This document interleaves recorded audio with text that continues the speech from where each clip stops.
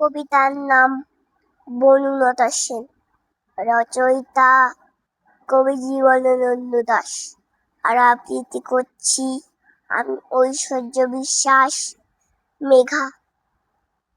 হাজার বছর ধরে আমি পথ হাঁটিতেছি পৃথিবীর পথে, সিংহল সমুদ্র থেকে নিশীথের অন্ধকারে, মালয় সাগরে অনেক ঘুরেছি ভিনবিসার অসুখের ধূসর জগতে।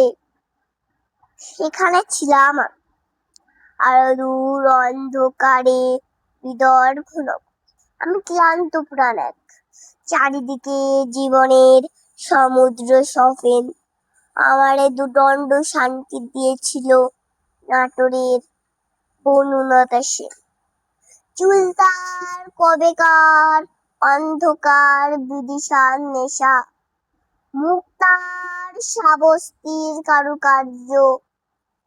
অতি দূর সমুদ্রের পর হাল ভেঙে যে নাবিক হারাইছে দেশা, সবুজ ঘাসের দেশ যখনই যে চোখে দেখে দারুচিনি দ্বীপের ভেতর। তেমনই দেখেছি তারে অন্ধকারে, বলেছে সে এতদিন কোথায় ছিলেন, পাখির নীড়ের মতন চোখ তুলে নাটোরের বনলতা সেন। সমস্ত দিনের শেষে শিশিরের শব্দের মতন সন্ধ্যা আসে, দানার রোদ্দের গন্ধ মুছে ফেলেছি। পৃথিবীর সব রং নিভে গেলে পাণ্ডুলিপি করে আয়োজন, তখন গল্পের তরে জোনাকির রঙে ঝিলমিল।